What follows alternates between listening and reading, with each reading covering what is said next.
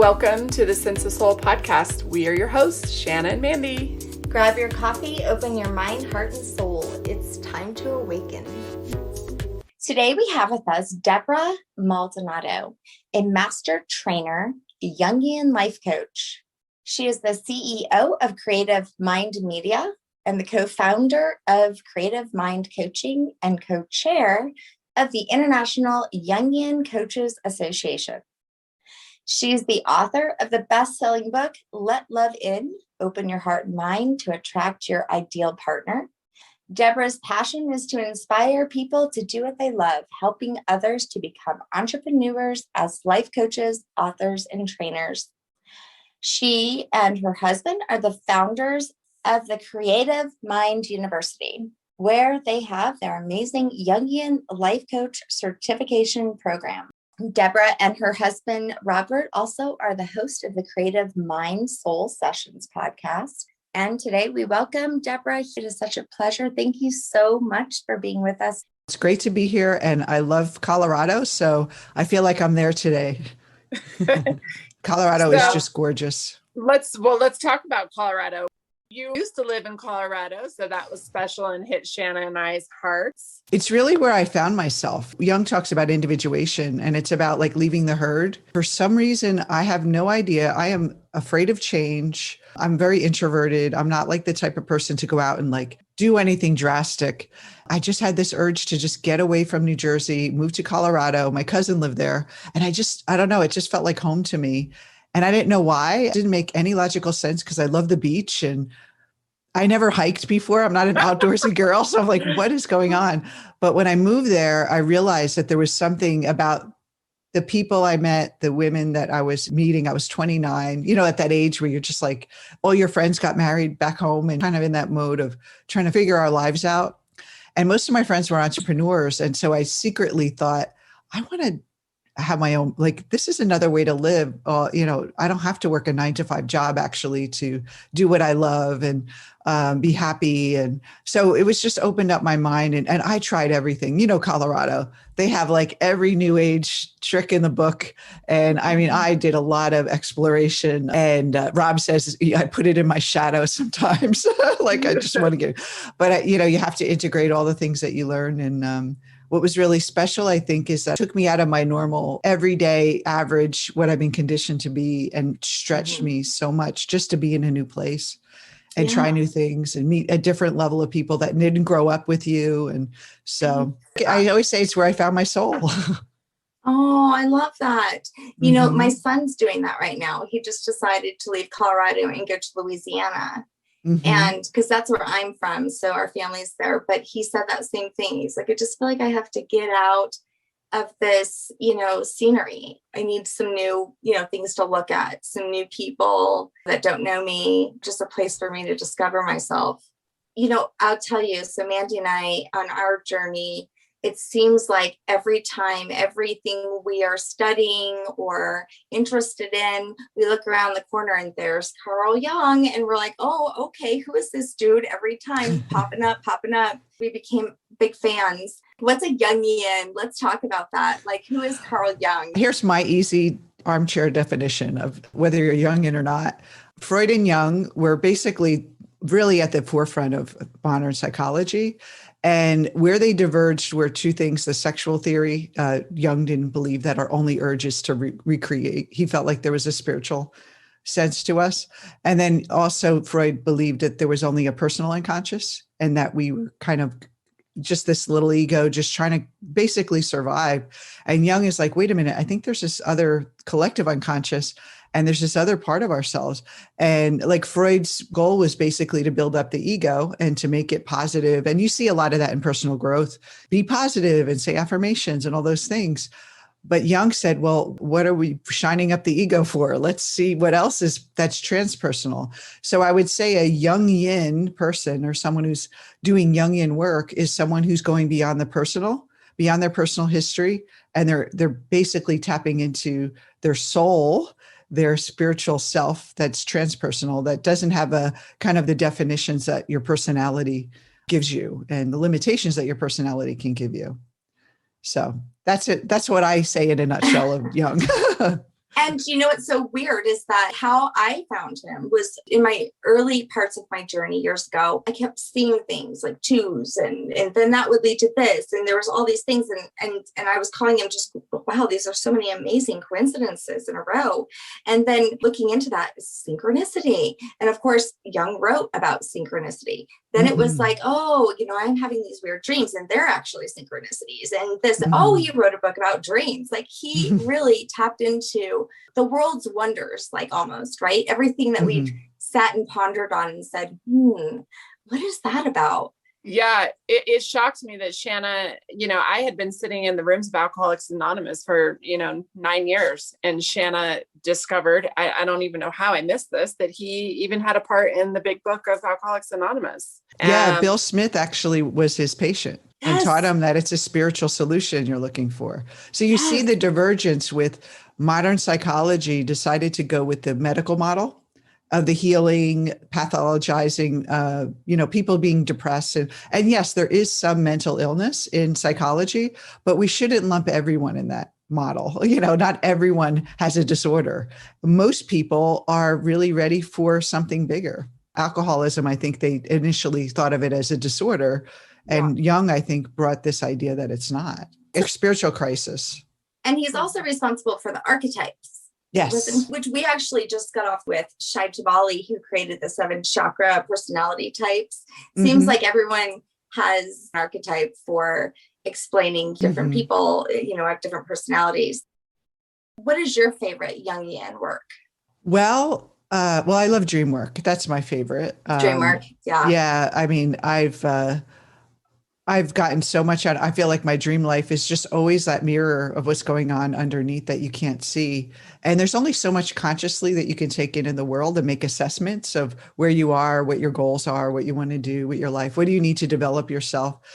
But the dream will give you that raw, unfiltered answers to what you need. I look at dreams as more like, what do I need to develop in myself versus what's going to happen tomorrow, or, that kind of thing. It's kind of showing me where I'm off base, or I need to rebalance, or my conscious attitude is, going one way or another. And one thing I love about Jung is he talks about balance, and really the psyche is alive. It's not like a Freudian subconscious where it's just programming.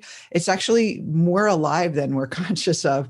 And there's this other part of us that wants to live through us, this active force, and dreams give us access to that every night. One thing I want to say, people that want to look at Jungian work, they need to do their shadow work first. You can't go to the archetypes and the animus and all the other fun things unless you do the shadow work, or else you're going to inflate your ego with the archetypal work. And that's not a good thing to do. You're going to have to face the shadow eventually. So that's one of the things I recommend, is you have to do shadow work. So I just listened to your podcast with your husband this morning, and you guys were talking a lot about how you can dip into like the tarot cards and the Reiki and the energy work and all these fun retreats.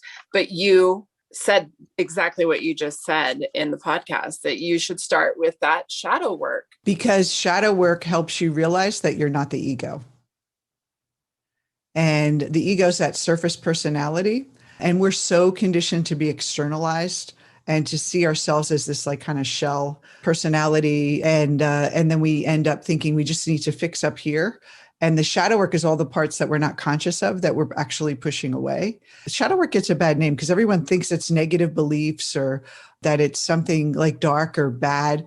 And yeah, there's some people that have darkness in their shadow, but most people don't. We're just normal people. And it's all based on a social conditioning. So how we relate to others in the world, and the things that aren't adaptable go in the shadow. And we're all conditioned to be this kind of herd mentality, to conform. You can't really go into the collective if you're still haven't dealt with your own, what you pushed away on a personal level, because what will happen is you'll just be projecting the, kind of things that you haven't dealt with yet onto the archetypes.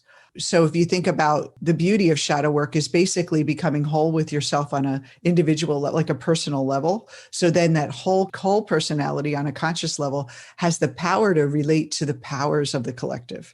If you have a weak ego, you'll see people like, look at celebrities. They borrow archetypes for their persona, and then it becomes inflated, and then they get depressed, or they can't hold the projection that people put on them.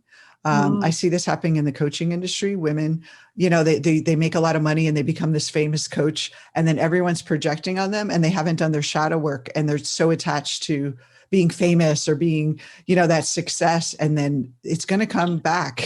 We do that in relationships. We talked about this not too long ago, kind of like selling yourself as this put together person that can cook and, sweet and all this stuff. Then all of a sudden, a year later, you're like, who the hell are you? I know. And the sad part is that we don't even know we're doing it. And we're thinking, I'm being this person and this is who I am. Right. And then your partner is always going to reflect your shadow. And so if you don't recognize it, you're just going to not be happy with each other. But recognizing each other's shadow will help you. If both parties do it, it turns into a beautiful relationship, because then you're really connecting on a soul level, not an ego level. We're always connecting on an ego level until midlife, until we start that process of individuation. No wonder why you show with your husband. You guys are probably like, oh, I see your shadow, Well, I remember when we first started doing this work together, and we would like get in an argument and be like, now, is that my shadow, or are you really doing that? And we would just talk about it. And we've been together 17 years. We work together. We live together. We don't have any kids. I mean, he has a son, he's all grown. And we don't have fights. I mean, we just get along, and it's just, there's no ego. Like, I mean, we're normal people. We're not like floating around, but it's like a relationship on that soul level. It's like, that it's like the feeling that they're never going to leave, they're like the way you're seeing yourself in them, you're seeing your soul in them. And that's really a beautiful thing.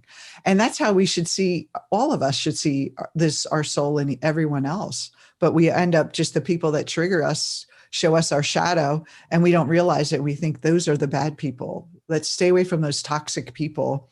But then they keep showing up, and you're just like, wow, this world is full of terrible people, or the world can be full of beautiful people. It depends on how much aware you are of your own self. Okay. So I'm going to use myself as an example. I tend to attract men that are aggressive, high achievers, narcissistic personality traits, very corporate, money driven. I always choose the quarterback, the big man on campus. Yeah, that's my guy. So if I were to look at those traits and that shadow part of myself, whoa. Well, what part do you, what part triggers you the most? I think what triggers me the most is it the money? Is it the success? Is it the power? I'm going to sit with this for a moment. What triggers me the most would be their aggressive gaslighting, the need for them to always be the best and be right and be that. Okay. Whatever we push away, whatever we judge is what's in our own shadow. Okay. So it's a part of the psyche that we reject. And every person, we have all the personalities within us, and then we choose the persona that fits, that we like, is pleasant or pleasing. What's your personality like? Persona like? Well, so I'm very much an empath and a caretaker and a caregiver. I love people. I love authenticity. I love genuine, heartfelt connection. I love helping others. I love being a sponsor for people that are struggling with addiction. And I love people's stories. I love stories. And so how does that limit you if you can't be the aggressor ever in your life? How does that limit your expression of yourself? If you have to always be the kind, empathetic person,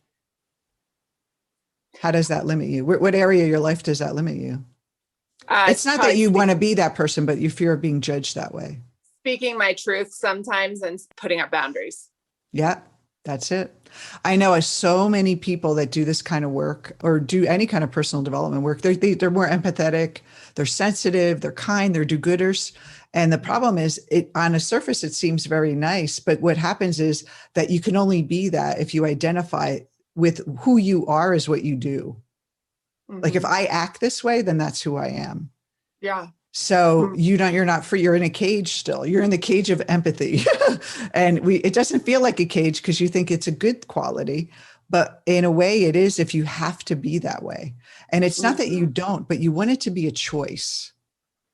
You don't want it to be something that you're afraid of not being, of wrecking that perfect, this nice you that feels authentic. And it probably is mostly more your authentic self, but to be more authentic would be keeping boundaries. I would guess that at some point in your life, you probably pushed away some family member who had power, and you have a kind of a rejection to power. And you've kind of, your ego has seen it, power is bad, power hurts people. But if you kind of open it up and look at it, power is being assertive and asking for what you want. And, maybe you might hurt someone's feelings when you say no, or hurt someone's feelings when you ask for something. And so to allow that power to arise. So these people show up in your life because you're not playing the role. So that energy has to go somewhere. So the ego will find someone else to play that role, to be that container for that aspect of your personality. Okay. Holy crap. How much do I owe you? So your judgment of his power is your judgment of your own. Right. Well, and it's interesting. And as Mandy began to own her own power, and when one person has always been the fuel of the fire, they don't want to share that. And they'll fall away. But I would invite you to keep going with that. Like keep building that. For me, I'm the pleaser. That's my persona. The pleaser. We actually have these 4 archetypes. They're really more persona types. Archetypes are more non-personal. So we have these 4 persona types based on Tony Wolff. And there's the mother, which is the nurturer. The lover, who she's like kind of the wild, untamed, non-committal, passionate, we all have a friend like that. The professional, who's kind of very corporate, very successful, but doesn't really tap into her emotions. And then the mystic, who's just rejects material, rejects money, is like all about escaping material, the material world, not just money, but just the physical world, and want to kind of be in the other place. And so we are all kind of picked that as a woman, we pick kind of one of those as our kind of pattern. And I find a lot of mothers, like a mother type, and it's kind of like that we want to take care of people and we want to nurture people and we want to make sure people feel safe. And a lot of times because we didn't feel that way when we were kids and we want to make up for it, or we had a parent that did that to us and we wanted to emulate it. But then that becomes a trap because we can't be irresponsible. We can't hurt people's feelings. We don't like drama. We don't like people like getting all upset. We're the calming force. And which is not a bad thing. But then again, it's all about choice. It's all about, we can be that, but we can also not be afraid of being perceived in other ways. And that's really the whole personality. Does that make sense? Yes, it does. I don't know if you heard me earlier, but I'm like, how much do I owe you? And sometimes $500,000. No. Sometimes, it takes someone like you just to ask those few questions. It blows my mind how that simple little conversation got me to a place where now I understand that shadow. Yeah. So, and it's really, that's what our coaching method does. It's not about healing. It's not about like, let's go visit all your childhood wounds and traumas. It's like, you know what, maybe you have, but let's deal with what's going on right now. And these questions get right to the root of it. You don't need to regress and go back. You can kind of put the dots together and that's fine. But when you have that understanding, it's like, it's so freeing, it's like, it can be so simple and we just don't see it. It's not conscious. So that's what. Yeah. Because, as humans, we like to make everything that much harder than it really needs to be. So let me ask you a question. When I walked into the rooms of Alcoholics Anonymous, was I broken? Because I felt broken. Was I broken? Nope. You were craving something spiritual. And your body didn't know how to get there. Your mind, your ego didn't know how to get there. You were craving something, any kind of addiction, people searching for love, people even searching for money. and success, whatever that craving is. We're all human beings, and we just use something because we're chasing that pleasure, which we thank Freud for, the pleasure principle. We're always moving away from pain toward pleasure. And we think that the pleasures are in the world. And actually, people with addictions, they're really ready. And even depressed people, they're checking out of the world. They're like, I know it's not here. I got to go somewhere else. And so we kind of find what's available. People that use drugs, even, they get to these states, and then just like, how do I keep that state? How do I feel at peace with myself? How do I escape this ego? And it's just, you were just using that as a tool. And now you found a better tool. For me, my search for love, there was nothing wrong with me. I had issues with my dad and stuff, but it wasn't like I was broken. But that led me to individuation. It led me to my spiritual path. So was I broken? No. Was anyone who seeks help for some human problem is always seeking the divine in them. The soul is like calling them. Right. And I love Jung's quote in Theory on, it's not what has happened to you in your life. It's not all those things. It's what you choose to now do with it. And for Mandy and I, we chose to do Sense of Soul, basically, for many reasons. But for one, a way to let people know that they're not alone, and to share our stories of, in return, like we feel like we're sitting with teachers every day, learning like from people like you. And so like the journey continues. You have to do something, though. You can't just sit on these beautiful thoughts that you have in your head, that you figured it out, but yet you don't do anything. You have to be. Yeah, I think you definitely need a coach or a guide to go through the process. You don't necessarily need a Jungian analyst unless you want to do therapy. You can actually go and, that's what we do as trained coaches, but it's having someone who can be there for you outside of your own mind, because it's so powerful. I mean, even just the therapeutic effect of having someone doing a coaching session, there's a transmission that happens. So your wisdom is passed to your clients, kind of unconsciously raising them into higher consciousness just by them engaging with you. Thousands and thousands of years, there's always been a guru and a student. And I always find that my clients are my best gurus.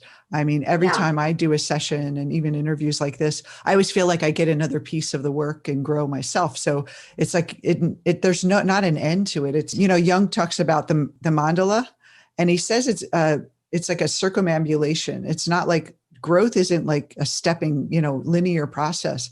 It's actually what you're doing is the soul is in the center, and we're just trying to find different ways to get there. And so maybe in the beginning, when we're out here, we're doing all the, kind of spiritual, fads that are out there, the quick fixes, and we're just starting, or maybe it's AA and we're doing something. And then it's kind of, the soul is kind of calling us in. And so we're kind of coming from different places, and we're making ourselves whole again into the center. So I find that a lot of people feel like they fell backwards, or they have a setback, and they're so worried that they're going to lose their enlightenment. And it's like, it's always kind of moving toward the center. And there's always these other pieces that come around. And I love that. Isn't that beautiful? Yeah. Instead of it being like a spiritual staircase, which makes you higher than something below you, there's none of that. You're coming back to that core. Yes. And Jung also said that if you are doing a session with someone, he did a lot of sessions. Like, I would say he was like the first coach, because he really didn't do therapy. He was really talking about individuation. And he said, when you do a session with someone, the person that is the coachee or the therapist, the analyst, he said, has to be open to their own transformation as well as the client. You can't just go in and think, I know it all. You have to you have to have that vulnerability of, let me see what's here, and be open to what this client can teach me too about my psyche, because they're all projections of your own psyche too. Like, everyone's part of you. And I think that's what really bridges that kind of coaching and that kind of apprenticeship and guruship, to have that go both ways. And just like self-inquiry, but not like severe self-inquiry. Like some people go that far, but severe self-inquiry. What is going on? Well, we've had like nothing is nothing is nothing is nothing. And it's like, oh my God, what are we talking about? Nothing. And that was the difference between how Jung and Freud analyzed dreams. I like how it's not like you're going to tell me and figure it out for me. I have to explore this within myself. right? Yes. To be able to have that awakening. Like you have to trigger me to have that aha moment like you did with those questions. Yeah, it's kind of like how I entered this podcast today. I wasn't thinking, okay, I'm going to say this, this, and this. Being in that welcoming, learning, conversation place is just very beautiful, and deeper wisdom within us will emerge. And that's what we want. We want to get out the ego out of the way, and we want to allow the process to happen within ourselves. And I think a lot of times for me, I was really hard on myself with personal development because I was like, I'm doing all this work on myself and I'm still single, or I'm doing all this work on myself and this isn't happening. And we tend to be so hard on ourselves, and we need to like give ourselves a break and allow the process to happen in a more gentle way. Love ourselves more as we go through it. Oh, yeah. Versus being so hard on ourselves and discipline us into submission. So true. Shannon and I are huge on teaching self-love and giving ourselves grace. It's like, where did we lose that? We're always trying to figure out ways to forgive everyone else, but never take time to learn to do that for ourselves. You know, there was something it's a self-compassion that we need. There was something you said that just, I loved so much. I wrote it down. You said, the only thing that can make us suffer is ignorance of who we are. Most of us believe we're this ego. We're our body. We end with the body, the brain. You know, a lot of people talk about neuroplasticity and rewiring the brain, but you're still like working on this ego level. And those things are great, but there's so much more to us. The ego is really in this world it's not even real. It's actually it's an arising from the consciousness. It kind of, we have this sense of individuality because we have a body, because we have a name, because we have a memory of past experiences being in this body. So we think we're this thing that's here. But there's also behind us, with us every moment, is our pure awareness. And it's the part of us that's aware that we're having these conversations, that's aware, that's listening to these conversations. And that awareness is who we are. And that part of us can never be harmed, can never be damaged, can never be broken. And every problem that we have in our life is because we believe we're this body, this ego. We're always defending our reputation. We're always keeping our body safe. We're defining on ourselves on how much we weigh, especially women, what we look like. There's so much for women about their looks and their age and their bodies, defining their worth through that. And then men, it's all about how much money do we have, and you know, how successful I am and how manly I am in the world. And so there's a lot of that kind of suffering that's happening and chasing, kind of building up this ego that leads us to all the pain, leads us to drink, leads us to have sex with people, cheat, be mean to people, you know, mean to others. I find it so amazing how a lot of the limitations, these negative thought patterns, really are things that don't even apply really to 2021. You know, we're talking like generational, like maybe that applied in 1800 that a woman wasn't allowed to do this, but honey, you don't have to live like that no more. For myself, when I was able to even realize that, like, oh my gosh, I was still living from this place where you just please everybody, you know, almost like the submissive woman. I was putting limitations on what I was really, truly here to connect with and be with and do. What do you think about that? Like, do you see that women are starting to overcome these generational patterns? Well, we talk a lot about this in there's this kind of the parent shadow. We get a lot from our parents. I mean, there's personality genes that we inherit that are kind of our natural personalities. Yeah. Some of us are naturally external. Some people are more quiet. But one of the things that we look at is the mother, for the woman, the mother is very key to how she tells you what a woman is. And you need to and one of the main things for women is you need to come to terms with your mother. You need to deal with your issues with your mother, the things you love and hate about her, because you are a woman on a conscious level and you have to deal with that, or you'll never fully be able to accept all that you are as a woman. For men, it's not the same. They have to kind of break away from the mother because they need to become men. It's kind of ritualized in ancient and indigenous cultures, but not here. But there's a lot of people, and then even emulating the mother and being just like the mother, that's not good either. It's so you reject everything that's in your mother's shadow. So you basically take on her persona. So the mother has a shadow. And then I see a lot of women, they take on their mother's shadow and they become their personas, the mother's shadow. So if the mother was really critical, the persona of the daughter becomes very, very giving. And then that goes in the shadow. So we need to kind of come to terms with that. And, something that you might find fascinating, this idea of the mother archetype is a very powerful force that we all share. It's a universal theme and symbol of this mother. And we project onto our mothers that she needs to be this divine being. So it's our projection that we give our mother that she needs to be perfect, that she needs to be there for us all the time. And so all that, can you imagine that weight? And I'm not saying the mother wasn't bad, but that's that kind of weight the mother has. And so we have to come to terms with our part in that and our expectations and really having compassion for maybe, I deal with some people overseas, in India, and their mothers come from the old world, like you don't marry for love, and so the culture gap, especially right now, is getting bigger and bigger. We need to be fully woman and love ourselves. We need to love all aspects of the feminine. So it's important to show your children that you don't always have to be strong and put together, and it's okay to express your weaknesses and your sadness and your boundaries of needing your own space, and to create self-care and to say no. That's the shift that I've made for my girls, is that no, you don't have to be perfect as a mother. And it's okay to show that, but gosh, people really look down on you for being that vulnerable.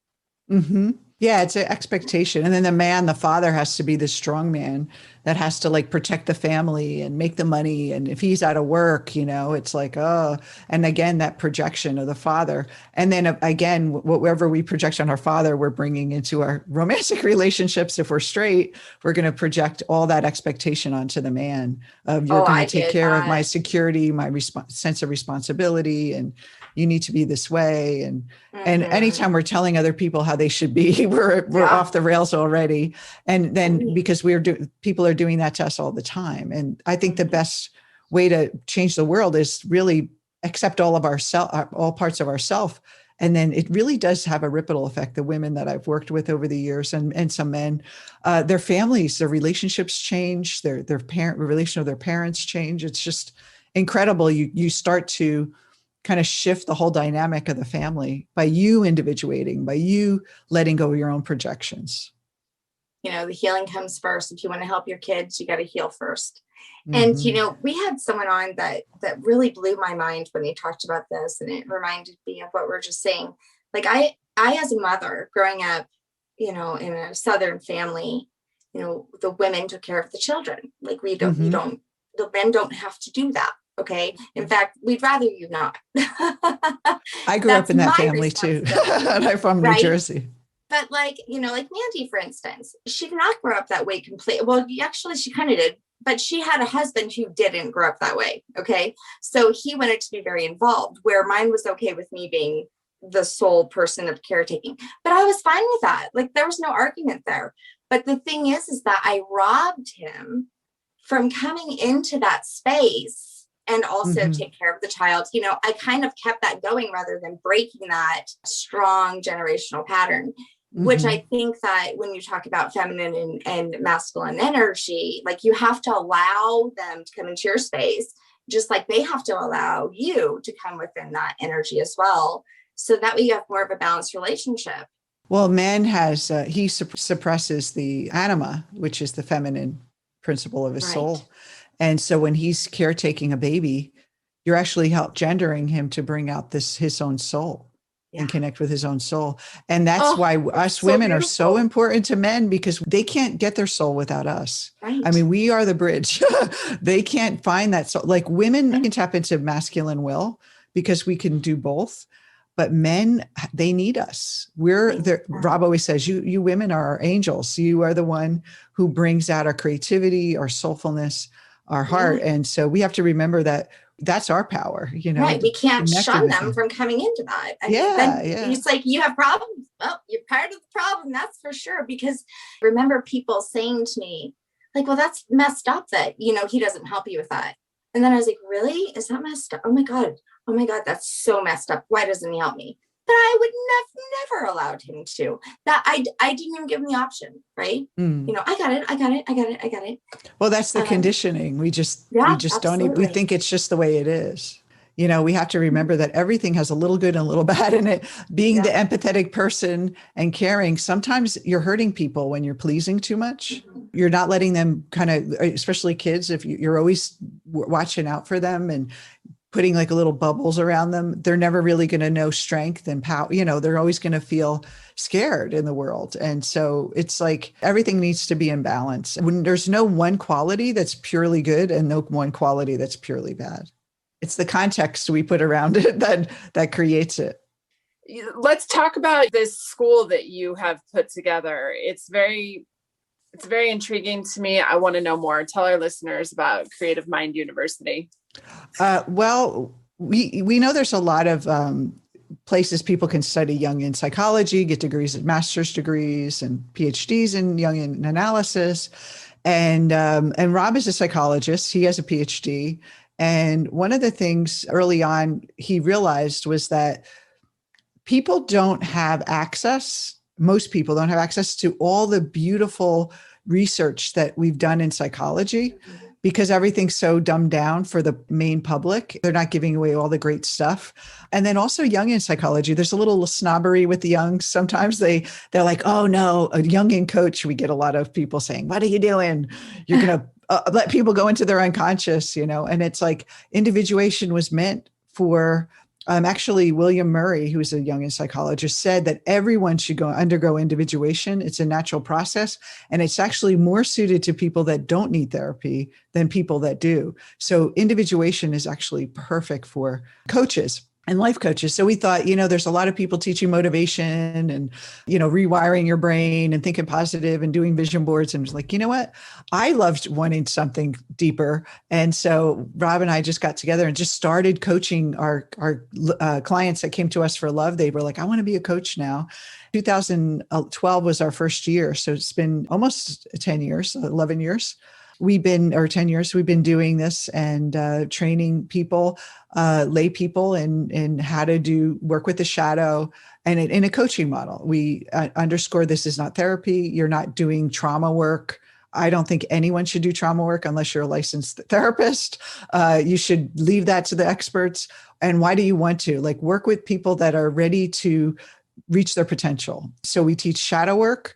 We teach dream interpretation just in level 1. We teach the anima animus, masculine, feminine, visualization, because I'm a hypnotherapist. So of course I'm going to add that piece in, how to write your own scripts. Some people have PhDs.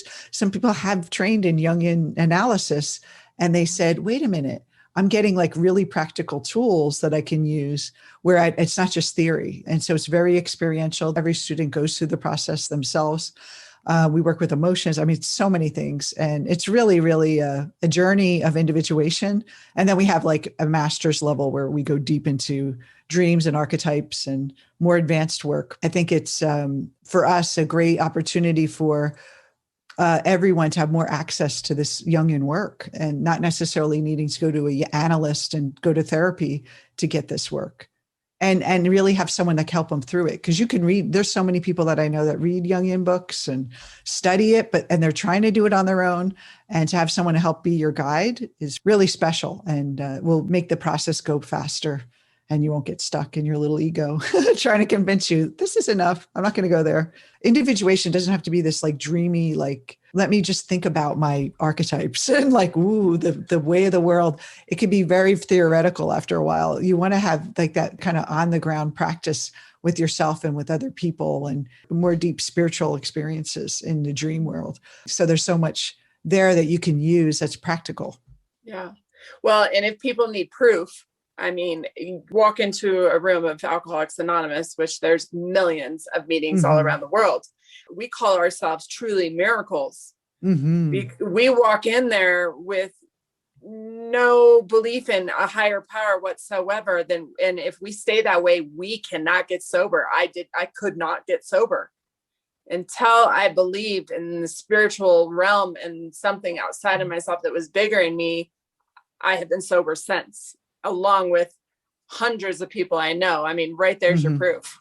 Yeah. And I've been in this industry for a long time. I've met many people who've gone through that, and friends even that have gone through the AA process. And but one of my first roommates when I was younger was in a rehab, and the guy said that alcoholics are the most spiritual people on the planet because they're seeking God. They just don't know it. They're just seeking God. And I think anytime we feel that there's something wrong with us, or that, things in life aren't working out, I feel like it's a gift, because we don't get attached to the material world, and we start looking inward where the real gold is. And then we can have the outside world, but we really appreciate it versus using it as a place to feel secure. And, we can find our security within. It's a beautiful thing. And yeah, he's affected so many people and in so many ways. And so many, I mean, if you look at the hero's journey, you look at every movie. I mean, we just did a series on our podcast of all the popular movies and how Jung had his concepts have driven the characters, and all those Hollywood blockbusters that are all inspired by Jung. So give us an example. Well, Inception is about the dream world and the dream within the dream, and people attacking them. That's the defenses of the ego, going deeper into the unconscious. What was the other one? We talked about The Crown, that series on Netflix. Really? About the archetypes. Yeah, the mother, the princess, the prince, the kind of struggle between love and duty. You think differently than most people. You're watching that, you're seeing archetype, you're seeing... I know. And even like TV shows like Breaking Bad and, kind of the transformation of the character, where he brought out his shadow. It's like he was this perfect teacher. I don't know if you've seen it. Some people have adversity to that show, but he was this perfect guy and nothing was working out. So he kind of brought out his shadow, basically this terrible, ruthless person that he wasn't. And so it's just really interesting. The transformation of a character is all about Jung. It's all about facing your shadow. The superhero movies are all about shadow and archetypes. And Clark Kent. Yeah. The persona. And then like they're the ordinary person. And then they have the seed in the divine in them that we all do. Right. So we think we forgot who we are. And they usually have a weakness, right? They usually have some, significant. But the weakness turns out to be their strength. And they don't know they come from divinity. They're the king that has lost. I mean, even in the Bible, there's stories of, Moses didn't know he was a king, and, just all these wonderful, it's all around us, the myths of humanity. And it's, that's what Jung started to see, is that it's all around us, this kind of collective story as human beings. And we have to look beyond that and see the bigger patterns in our life and see how they play out. And we can be caught up in that, just like we get caught up in our mother has to be the perfect mother, and all these like things that we think have to be a certain way. The villain always has to be a villain. Why can't the villain transform and become the hero, right? Yeah. Set and forget. And so that's what Jung is all about, is letting people realize there's more to them than just this little mask that we put on. That's right. So how important is it for each one of us to individually align with our souls and do the work? Like, how important is that to the collective consciousness of our world? We're not separate from it. So it's all of us. I mean, it's us. It's the most, I think it's the only path that we need to do. In Vedanta, they say the only goal in life is to realize the self, to self-realization, self-actualization, individuation. That's where we're going, because that's the only place we're truly free. When you go to that place, it's not just the self. The self is everything. It's you. It's feeling that connection it's the world. To everything. Yeah. And we get to experience this life as this person only once, one personality. So we could talk about past lives and future lives, but you know what? This life, make the most of it right now. Like what can you do that you're not doing? And then like many people at the end of their life say, God, I wish I had more courage, but the ego is so powerful and they never individuate. And it's really a calling. And I think what happens is if you don't, something tragic will happen. divorce, or some lose a job, or, something will happen to shake your life up. So it's a calling for that individuation. So we all have it.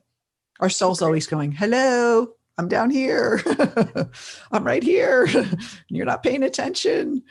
And you're looking out there for that security and safety. And it's always next to you right here in this moment. Yeah, that was another thing you said that I loved. You said taking responsibility for your mind. It takes a lot of courage, because it takes a lot of courage to look at yourself morally. And it does take a lot of courage. Jung says there's just a lot of guilt that happens when you go through individuation, because when you finally wake up, you realize how much entangled you were with the ego and your conditioning, that you kind of look back and you're like, God, I wish I would have treated that person better. I would have been better in that relationship, or I could have acted differently. And we just kind of have this it's almost like we have to come to terms with all the stuff we did. And it's good to do it now versus when you die, when you review your life and you're just like, you can make amends for that. I'm sure they talk about that in AA, about the making amends, right? Oh yeah. Well, and Shannon and I had mom guilt because we were so asleep with our oldest boys. We were asleep, and then time has me feeling guilty lately, because I'm like, why did it take me 45 years to wake the fuck up? Like, I lost so much time. And then I'm like, calm down. Well, for me, I was 41 and I realized my shadow about men I was projecting on my father. And I realized that I was the one who was avoiding intimacy. And I kept saying, he's the one. And when I realized it was me, I was like, a few weeks later, I met Rob, but I was thinking, why? I was 41 and I was like, I could have had kids. I could have discovered this when I was in my 20s. But I always feel like everything works out, because if I didn't go have that experience, I couldn't teach and write my book that I wrote on love and understand the struggle. I think we all need to kind of wrestle with life and make mistakes, because if you lived a perfect life, can you imagine the pressure to continue that perfection? Still okay. So I'm not afraid to mess up something in the future. That's really what you have to get at with that guilt, is that, I'm probably going to screw up again with my kids, and that's okay. Right. Right. I you can't guys be still perfect. screw up. I mean, I feel like I'm still, healing very deep things that are were in my subconscious that I didn't even realize they're coming up at 45. And I'm like, wow, I didn't even know that was there. You're going to be shedding things, I think, forever. So it's just a learning process. I mean, what happens when we actually figured it all out? I have no idea. We might explode and blow up. I have no idea. Well, I think after the job first is to realize how you're stuck and self-actualize, work with your shadow. And the second part is, what are you going to create now? Are you going to still, because I think for me, I spent so much time looking in the past and trying to fix my past. I never thought of, what do I want to create with my life? So I was 41 thinking, wait a minute, what do I want to do? And that's when I became a hypnotherapist and started living my passion. It does turn into sharing that wisdom and knowledge with other people. Yeah, it's like now I want to, okay, that happened. Well, let's move forward. What do I want to create now? And so now you have a bigger responsibility. And after shadow work, they talk about manifestation and your thoughts create your life.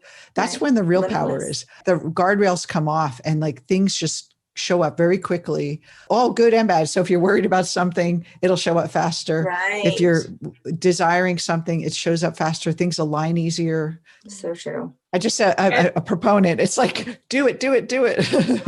Well, and you are a perfect piece of that story as far as an example goes. I mean, look at what you've created. You and Rob have this beautiful, authentic, very informative podcast and YouTube channel and this amazing school that's helping people expand. I mean, good for you. I love the hope piece. That's the important piece to share with people, is where you were and where you're at.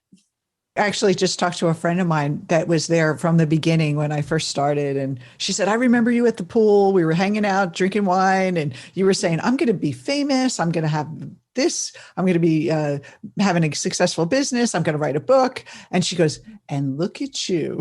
Look at you. She said, I thought you were crazy back then. I thought, well, look at this girl. She's just talking up a storm. And I think if you knew me back then, you would say, it's like, I don't even recognize myself. I was so shy. I would never be able to do an interview like this and be so comfortable. I mean, I was so shy and so insecure. And it's like, if I can do it, you can do it. I say that all the time because I really, truly believe that. I look back at that self and I'm like, oh my God, if I can do it, anybody can do this. I mean, really, we all have this within us. It's just right there. Nothing reachable. That happens to you can stop you. Yeah. And you get to decide. And that choice is so powerful. And now it's time for Break That Shit Down. There's no excuse, nothing stopping you from having anything you want in life and having a full life.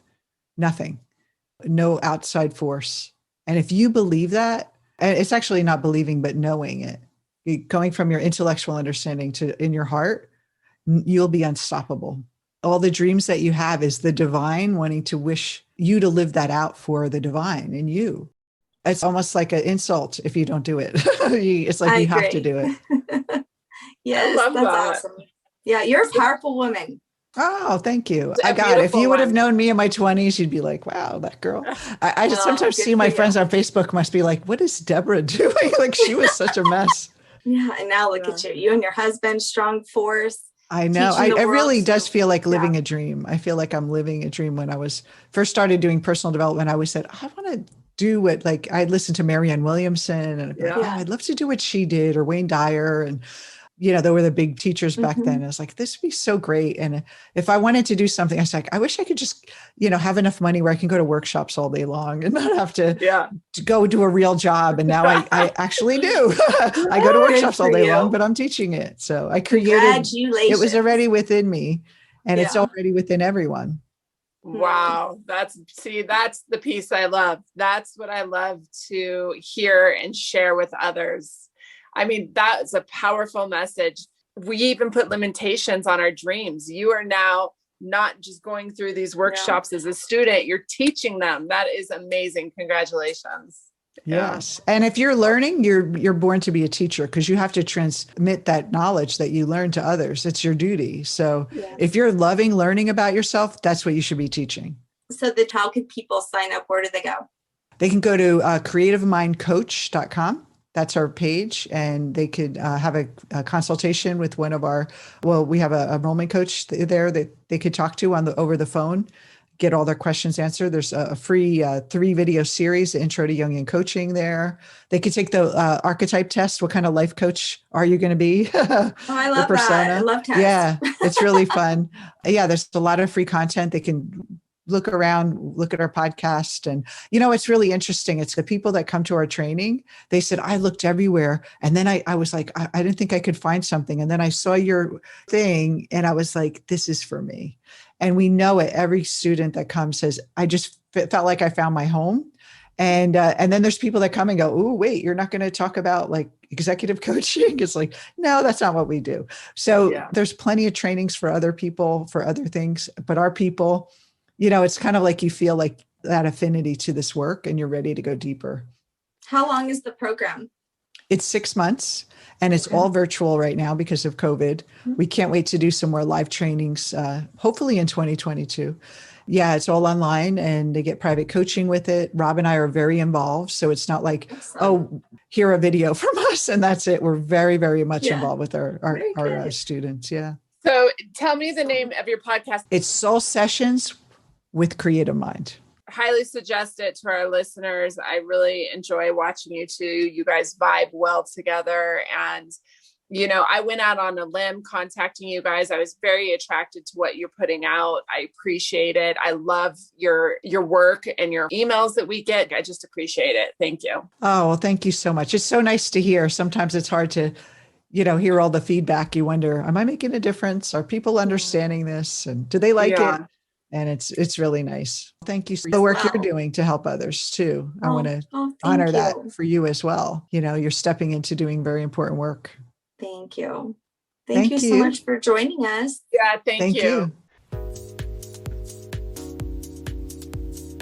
Thanks for being with us today. We hope you will come back next week. If you like what you hear, don't forget to rate, like, and subscribe. Thank you. We rise to lift you up. Thanks for listening.